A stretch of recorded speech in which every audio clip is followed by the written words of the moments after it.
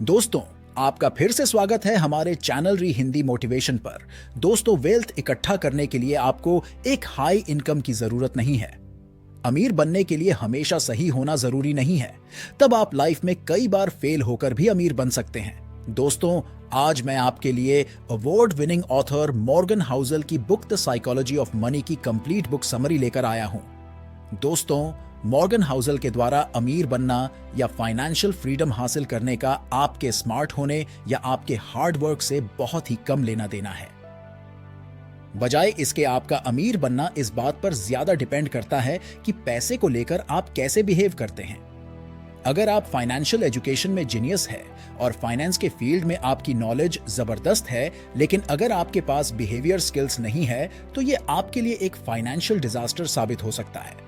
Financial success कोई hard science नहीं है, बल्कि ये एक सॉफ्ट स्किल है और इस सॉफ्ट स्किल को ही द साइकोलॉजी ऑफ मनी कहते हैं। दोस्तों, इससे पहले कि आप इस वीडियो में खो जाए, उससे पहले अगर आपने अभी तक हमारे चैनल री हिंदी मोटिवेशन को सब्सक्राइब नहीं किया है तो अभी सब्सक्राइब करें और बेल आइकन भी दबा दें ताकि आप देख सकें हमारी वीडियोस को सबसे पहले। तो चलिए शुरुआत करते हैं। पहले चैप्टर से वो है नो वन्स क्रेजी। हम में से हर कोई लाइफ के एक छोटे से पार्ट को ही एक्सपीरियंस कर पाता है। इस एक्सपीरियंस के बेसिस पर ही हम यह सोचते हैं कि हमें पता है कि ये दुनिया किस तरह से काम करती है। लेकिन असल बात तो ये है कि हम अपनी लाइफ में जो भी एक्सपीरियंस करते हैं वो हमारे सर्कमस्टांसेस, हमारी कंडीशनिंग और दूसरे कई फैक्टर्स पर डिपेंड करता है। एग्जाम्पल के तौर पर जो इंसान गरीबी में बड़ा हुआ है, रिस्क और रिवॉर्ड को लेकर उसकी सोच उस इंसान से बिल्कुल अलग होगी जो अमीरी में बड़ा हुआ है। सन 2006 में national bureau of economic research ने पिछले 50 साल के डेटा को लेकर यह देखने के लिए एक स्टडी किया कि लोग किस बेसिस पर रिस्क लेते हैं। उन्होंने पाया कि किसी भी इंसान के रिस्क लेने की क्षमता उसकी पर्सनल हिस्ट्री पर डिपेंड करती है, ना कि उसके एजुकेशन या इंटेलिजेंस पर। हर इंसान का फाइनेंशियल डिसीजन बिल्कुल अलग होता है, जो पूरी तरह से उसके सर्कमस्टांसेस और एक्सपीरियंस पर डिपेंड करता है। लोग पैसे को लेकर कोई भी डिसीजन उस वक्त अपने पास मौजूद इंफॉर्मेशन के बेसिस पर ही लेते हैं। Chapter number 2, luck and risk. Luck और रिस्क एक ही सिक्के के दो पहलू हैं। हमारे सक्सेस में लक का एक बहुत बड़ा रोल होता है और यह हमारी लाइफ को काफी हद तक इफेक्ट भी करता है। एग्जाम्पल के तौर पर सन 1968 में अमेरिका का एक लेकसाइड स्कूल दुनिया के उन गिने चुने स्कूलों में से एक था जहां $3000 का एक कंप्यूटर था। उस साल दुनिया भर में तकरीबन 330 मिलियन बच्चे हाई स्कूल में पढ़ रहे थे, जिनमें से सिर्फ 300 बच्चे ही लेकसाइड स्कूल में पढ़ रहे थे। बिल गेट्स उन्हीं में से एक थे। बिल गेट्स कहते हैं कि अगर वो लेकसाइड स्कूल नहीं गए होते तो शायद आज माइक्रोसॉफ्ट भी नहीं होता। बिल गेट्स के साथ ही लेकसाइड स्कूल में कैंट इवांस नाम का एक लड़का था जो कि बिल गेट्स का बहुत अच्छा दोस्त था और बिल गेट्स की तरह ही बहुत ही अच्छा कंप्यूटर स्टूडेंट भी था, जो कि माइक्रोसॉफ्ट जैसी उससे बड़ी कंपनी बना सकता था। लेकिन दुर्भाग्यवश माउंटेनियरिंग के दौरान एक एक्सीडेंट में उसकी मौत हो गई। यह एक बैड लक का एग्जाम्पल है, क्योंकि हाई स्कूल में पढ़ रहे किसी बच्चे का माउंटेनियरिंग के दौरान मारे जाने की पॉसिबिलिटी करोड़ों में से एक थी। इसी तरह आपका कोई इन्वेस्टमेंट फेल हो जाता है तो हो सकता है कि उसके पीछे का रीजन आप नहीं बल्कि आपका लक हो। दोस्तों, चैप्टर नंबर 3 है नेवर इनफ। कर्ट वोंगट और जोसेफ हेलर दोनों ही अमेरिकन राइटर थे। एक बार वो दोनों किसी बिलियनियर पार्टी में गए। वहां कर्ट जोसेफ से कहा कि इस पार्टी का जो होस्ट है वो एक फंड मैनेजर है और वो एक दिन में इतने पैसे कमाता है जितना जोसेफ अपनी वर्ल्ड फेमस नॉवल से भी आज तक नहीं कमा पाए हैं। यह सुनकर जोसेफ ने कहा कि हाँ, ये सही है, लेकिन मेरे पास कुछ ऐसा है जो उसके पास कभी नहीं होगा।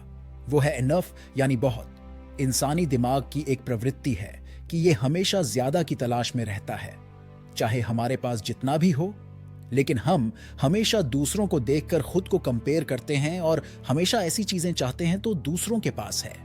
इनफ का मतलब यहाँ ये नहीं है कि आप बहुत कम में खुश हो जाएं और अपनी लाइफ मुश्किलों में बिताएं, बल्कि यहाँ इनफ का मतलब यह है कि आपको ये क्लैरिटी होनी चाहिए कि कितना पैसा आपके लिए इनफ होगा, बजाय इसके कि आप सिर्फ पैसे के पीछे भागते रहे।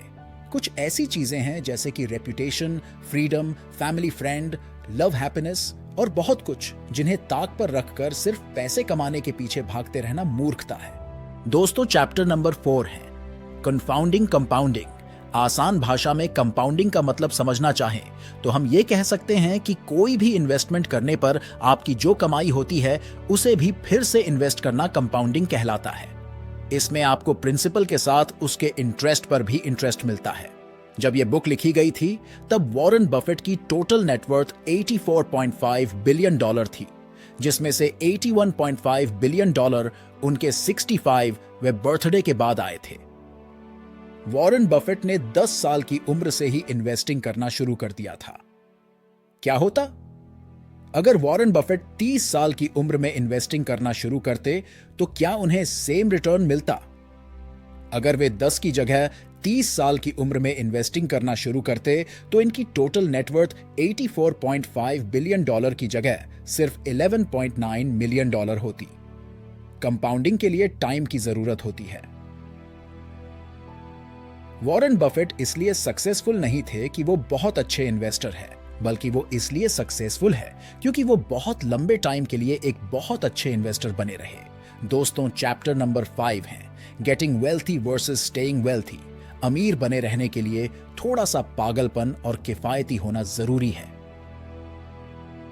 जेसी लिवरमोर अमेरिका के एक ट्रेडर थे। 1929 के आई ग्रेट डिप्रेशन के समय जब पूरी दुनिया के इन्वेस्टर्स के पैसे डूब रहे थे, तब ऐसे कठिन समय में लिवरमोर ने $3 बिलियन से भी ज्यादा पैसे कमाए। इसके बाद भी वे बड़े से बड़े दांव लगाते रहे, लेकिन बदकिस्मती से 4 साल के भीतर ही उन्होंने अपनी सारी दौलत गंवा दी और खुद अपनी जान ले ली। लिवरमोर की तरह ही बहुत सारे लोग पैसे तो कमा लेते हैं, लेकिन इन पैसों को संजो कर नहीं रख पाते। पैसे कमाने के लिए रिस्क लेने, ऑप्टिमिस्टिक रहने और अपनी कोशिशों पर बिलीव करने की जरूरत होती है। वही पैसे बचाने के लिए जोखिम से बचने, किफायती बनने और इस बात को एक्सेप्ट करने की जरूरत होती है कि आपकी सक्सेस में लक का भी एक इंपॉर्टेंट रोल होता है। यहां किफायती होने का मतलब यह नहीं है कि आप कंगालों की तरह रहे। इसका मतलब बस इतना सा है कि आप बिना वजह के आप अपने पैसे खर्च ना करें और दिखावे में ना पड़े। दोस्तों, चैप्टर नंबर 6 है tells you win. Long term investments का आपके रिटर्न्स पर सबसे ज्यादा प्रभाव पड़ता है, लेकिन यह जानना लगभग इम्पॉसिबल है कि कौन सा इन्वेस्टमेंट लंबे समय में सबसे अच्छा रिटर्न देगा। कोई भी इंसान हमेशा सही डिसीजन नहीं ले सकता। एक अच्छा इन्वेस्टर बनने के लिए आपको 10 में से सिर्फ 6 बार सही होने की जरूरत है, यानी कि फेलियर भी सक्सेस का ही एक हिस्सा है। एग्जाम्पल के तौर पर वॉल्ट डिज्नी के शुरुआती दिन बहुत ही मुश्किल थे। सन 1930 तक डिज्नी ने लगभग 400 से ज्यादा कार्टून बनाए, लेकिन उनमें से कोई भी ज्यादा सक्सेसफुल नहीं रहा और इसकी वजह से डिज्नी का पहला स्टूडियो बैंक करप्ट हो गया। लेकिन यह सब कुछ बदल गया जब डिज्नी ने snow white and the 7 dwarfs को रिलीज किया। Snow white and the 7 dwarfs की वजह से डिज्नी ने बस 6 महीने में $8 मिलियन से भी ज्यादा कमाई की, जो कंपनी की अब तक की कुल कमाई से भी अधिक थी। जब आप इस बात को मान लेते हैं और एक्सेप्ट कर लेते हैं कि अमीर बनने के लिए हमेशा सही होना जरूरी नहीं, तब आप लाइफ में कई बार फेल होकर भी अमीर बन सकते हैं। दोस्तों, चैप्टर नंबर 7 है फ्रीडम। वेल्थ की सबसे अच्छी फॉर्म वो है जिसमें आप जो करना चाहे वो कर सके। Angus Campbell university of Michigan में एक साइकोलॉजिस्ट थे। उन्होंने ये जानने के लिए एक रिसर्च किया कि वो कौन सी चीज है जो लोगों को असली खुशी देती है। उन्होंने अपने रिसर्च में पाया कि यूं तो हर कोई अलग अलग चीजें चाहता है, लेकिन एक चीज थी जो ज्यादातर लोगों में कॉमन थी। वो है अपनी लाइफ के ऊपर आपका पूरा कंट्रोल। खुश रहने के लिए अपनी लाइफ के ऊपर खुद का कंट्रोल होना अच्छी सैलरी, बड़ा घर और एक प्रेस्टिजियस जॉब से भी ज्यादा इंपॉर्टेंट है। जब आप कोई ऐसा काम करते हैं जो आप नहीं करना चाहते, तो जाहिर सी बात है कि आप उस काम से नफरत करते हैं। लेकिन जब आप अपना मनपसंद काम भी एक ऐसे शेड्यूल या एनवायरनमेंट में करते हैं जिस पर आपका कंट्रोल हो, तब भी आप उस काम से नफरत करने लगेंगे। अमेरिकन सोशियोलॉजिस्ट कार्ल पिलेमर ने हजारों अमेरिकी बुजुर्गों का इंटरव्यू लिया और उनसे पूछा कि अपनी पूरी जिंदगी में उन्होंने कौन से सबसे अच्छे इंपॉर्टेंट लेसन सीखे। उनमें से लगभग सभी ने हार्ड वर्क करने या ज्यादा पैसे कमाने की बात पर ज्यादा जोर नहीं दिया, बल्कि उन्होंने अच्छे दोस्त बनाने, अपनी फैमिली के साथ क्वालिटी टाइम बिताने की बात कही। दोस्तों, चैप्टर नंबर 8 है man in the car paradox. जब आप किसी को कोई अच्छी सी कार चलाते हुए देखते हैं तो आपके दिमाग में यह बात नहीं आती कि वाओ, इस गाड़ी का ओनर कितना कूल है, बल्कि आपके दिमाग में सबसे पहले यह बात आती है कि काश ये गाड़ी मेरे पास होती तो लोग मुझे कितना कूल समझते। यहां मुश्किल यह है कि आपको यह लगता है कि अगर आपके पास अच्छी और महंगी चीजें होंगी तो लोग आपकी तारीफ करेंगे, जबकि अगर आप दूसरों की जगह पर खुद को रखकर देखें तो आप खुद ऑनर की तारीफ नहीं करेंगे। हम इंसानों की ऐसी सोच होती है कि अगर हम अमीर होंगे तो लोग हमारी तारीफ करेंगे और हमें ज्यादा पसंद करेंगे, लेकिन दूसरे लोग आपकी अमीरी के बेसिस पर आपको पसंद नहीं करते, बल्कि वो आपके अमीरी को एक बेंचमार्क बनाकर खुद ये सोचते हैं कि अगर वो भी आपके जैसे अमीर होते तो लोग उनकी भी तारीफ करते और उन्हें ज्यादा पसंद करते। आपको जैसा लगता है पैसा आपको वो रिस्पेक्ट या तारीफ नहीं दिला सकता। ह्यूमिलिटी, विनम्रता, काइंडनेस और एम्पैथी ऐसी चीजें हैं जो वेल्थ के मुकाबले लोगों की नजरों में आपको ज्यादा पसंदीदा और रिस्पेक्टेड बनाती है। दोस्तों, चैप्टर नंबर 9 है wealth is what you don't see. ज्यादातर लोग जो महंगे फैंसी कार चलाते हैं वो एक्चुअल में अमीर नहीं होते हैं। वे अपना ज्यादातर पैसा अपनी महंगी कार के ऊपर खर्च कर देते हैं, ये बताने की बजाय कि ऐसे लोगों को पैसे की समझ है। एक महंगी कार ये बताती है कि ऐसे लोगों को पैसे की बिल्कुल भी समझ नहीं होती है। हम इंसान अक्सर बाहरी इंफॉर्मेशन के बेसिस पर लोगों को जज करते हैं, जैसे कि कोई कौन सी गाड़ी चलाता है, कैसे घर में रहता है, किस तरह के कपड़े पहनता है। लेकिन वास्तव में असली वेल्थ अदृश्य या अनसीन होती है। ये ऐसे एसेट्स होते हैं जिन्हें बाहरी दिखावटी चीजों में नहीं बदला जाता। रिच होना बस आपकी करंट इनकम को दर्शाता है, वही वेल्थी होने का मतलब है कि आपकी करंट सेविंग्स और इन्वेस्टमेंट्स कितनी है, ताकि बाद में आप बिना किसी परेशानी के अपने पैसे खर्च कर सके। रिच होने का मतलब यह नहीं है कि आप वेल्थी है। अमीर दिखने की इच्छा के पीछे का एक सबसे बड़ा कारण यह है कि ऐसे रिच रोल मॉडल्स को ढूंढना काफी आसान है, वे आसानी से दिख जाते हैं। वहीं एक रोल मॉडल को ढूंढना बहुत मुश्किल है, क्योंकि वेल्थ हमेशा छिपी रहती है। दोस्तों, चैप्टर नंबर 10 है सेव मनी। आपके खर्च करने के बाद बचे पैसों को जमा करना ही वेल्थ कहलाता है। वेल्थ इकट्ठा करने के लिए आपको एक हाई इनकम की जरूरत नहीं है, बल्कि आपको हाई सेविंग्स की जरूरत है। आपकी वेल्थ की वैल्यू आपकी इच्छा और जरूरत के ऊपर डिपेंड करती है। आपकी सेविंग्स आपके ईगो और आपकी इनकम के बीच का एक गैप है। आपकी सेविंग्स बढ़ाने का सबसे अच्छा तरीका अपनी इनकम बढ़ाना नहीं, बल्कि अपनी ह्यूमिलिटी यानी अपनी विनम्रता बढ़ाना है। अगर आप अपनी इच्छाओं को कम करेंगे तो आप कम खर्चा करेंगे, और आप अपनी इच्छाएं तभी कम कर सकते हैं जब आप इस बात पर ज्यादा ध्यान ना दें कि लोग आपके बारे में क्या सोचते हैं। पैसा बचाने के लिए आपको किसी रीजन की जरूरत नहीं है। बिना किसी गोल के सेविंग करना लॉन्ग रन में आपको फ्लेक्सिबिलिटी देता है, और आपके पास हर चीज के लिए ज्यादा ऑप्शंस होते हैं। फ्लेक्सिबिलिटी एक कंपेटिटिव एडवांटेज देता है, जिसका मतलब है कि आप किसी अच्छी जॉब का वेट कर सकते हैं या कोई नया स्किल सीखने के लिए टाइम निकाल सकते हैं। दोस्तों, चैप्टर नंबर 11 है रीजनेबल रैशनल। आप एक रोबोट नहीं है, इंसान हैं, और इसलिए आपसे गलतियां होना आम बात है। आप पूरी तरह से रैशनल होकर अपने फाइनेंशियल डिसीजन नहीं ले सकते। आपको रैशनल से ज्यादा रीजनेबल होने पर ज्यादा ध्यान देना चाहिए, और ये ज्यादा रियलिस्टिक है और लॉन्ग रन में आपके अमीर बनने के चांसेस को भी बढ़ाता है। होम बायस फेनोमेनन के अनुसार ज्यादातर लोग अपनी कंट्री की कंपनी में इन्वेस्ट करना पसंद करते हैं, क्योंकि फेमिलियर कंपनीज के बारे में आपको पूरी जानकारी होती है, और ऐसा करना पूरी तरह से रीजनेबल भी होता है। दोस्तों, चैप्टर नंबर 12 है सरप्राइज। हिस्ट्री पास्ट में हुए सरप्राइज इवेंट्स की एक स्टडी है, लेकिन दुनिया भर के इन्वेस्टर और इकोनॉमिस्ट इसे फ्यूचर के लिए एक गाइड के रूप में देखते हैं। आपको यह एक्सेप्ट करना होगा कि आप हिस्टोरिकल ट्रेंड्स को फ्यूचर के मैप के रूप में नहीं देख सकते हैं। इन्वेस्टिंग कोई हार्ड साइंस नहीं है, इसलिए ऐसा कोई जरूरी नहीं है कि पास्ट में जैसा हुआ हो फ्यूचर में भी वैसा ही हो। ये एक ऐसी फील्ड है जहां बहुत सारे लोग लिमिटेड इंफॉर्मेशन के कारण अक्सर गलत डिसीजन ले लेते हैं। अब अगर हम स्टॉक मार्केट के रिसेशन की हिस्ट्री को देखें तो सन 1800 के दौरान हर 2 साल में रिसेशन आता था।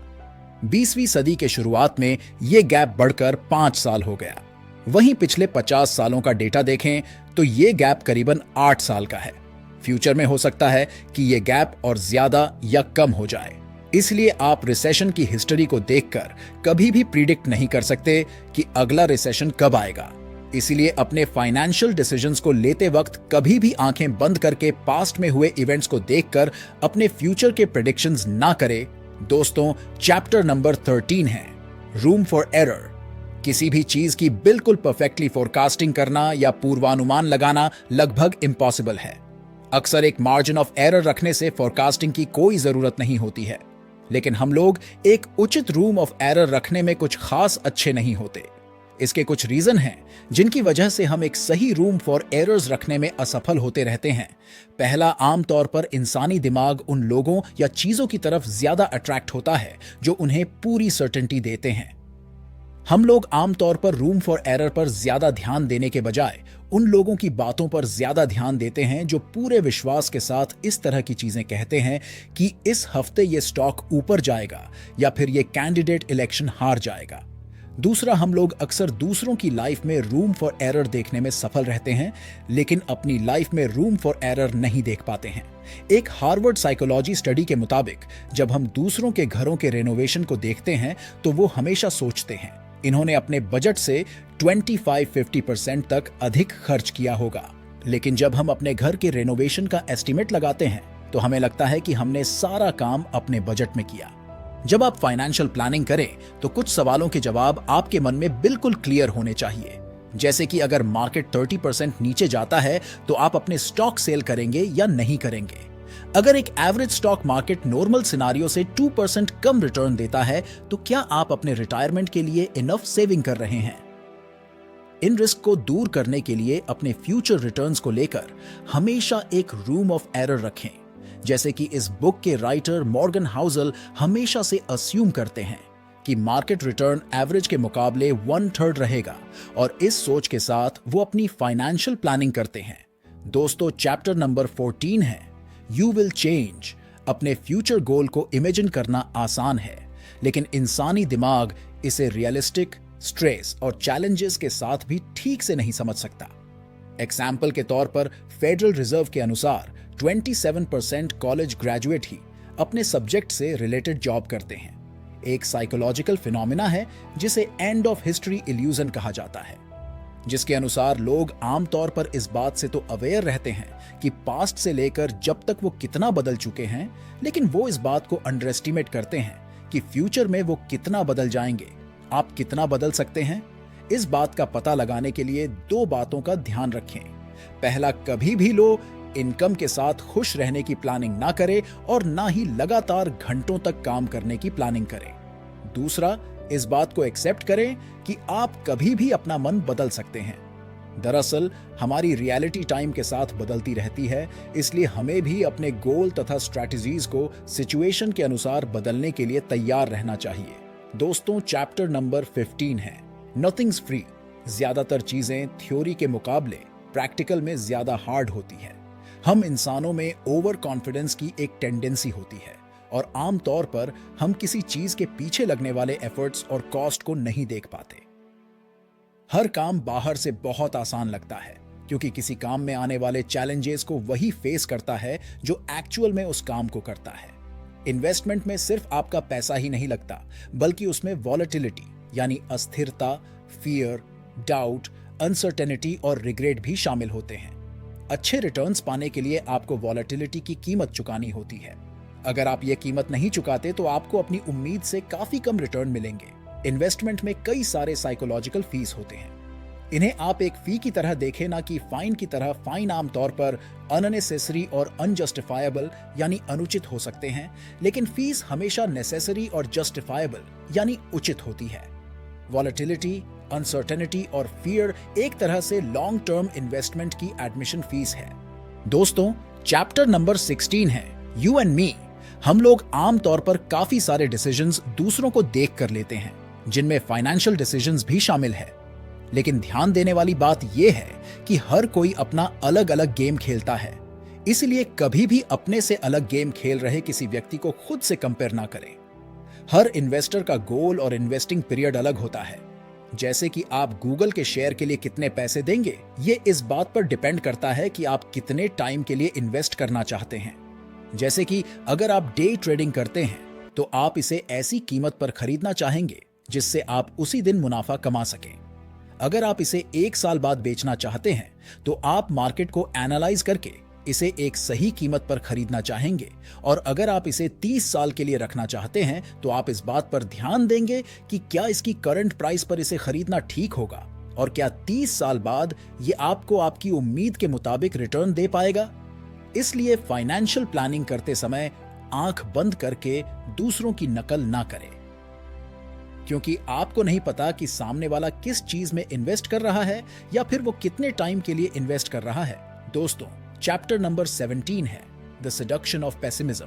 आमतौर पर हम लोग पेसिमिज्म यानी निराशावाद पर ऑप्टिमिज्म से ज्यादा ध्यान देते हैं। ऑप्टिमिज्म को आमतौर पर इस तरह से देखा जाता है कि जो भी होगा अच्छा ही होगा और आपको इसमें कुछ भी करने की जरूरत नहीं है, लेकिन ये बस कहने की बात है।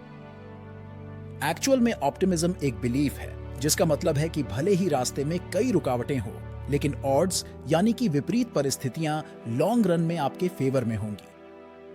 हम लोग अक्सर ऑप्टिमिज्म पर इसलिए ज्यादा ध्यान नहीं देते क्योंकि ऑप्टिमिज्म के मुकाबले पेसिमिज्म कई रीजन से आसान है।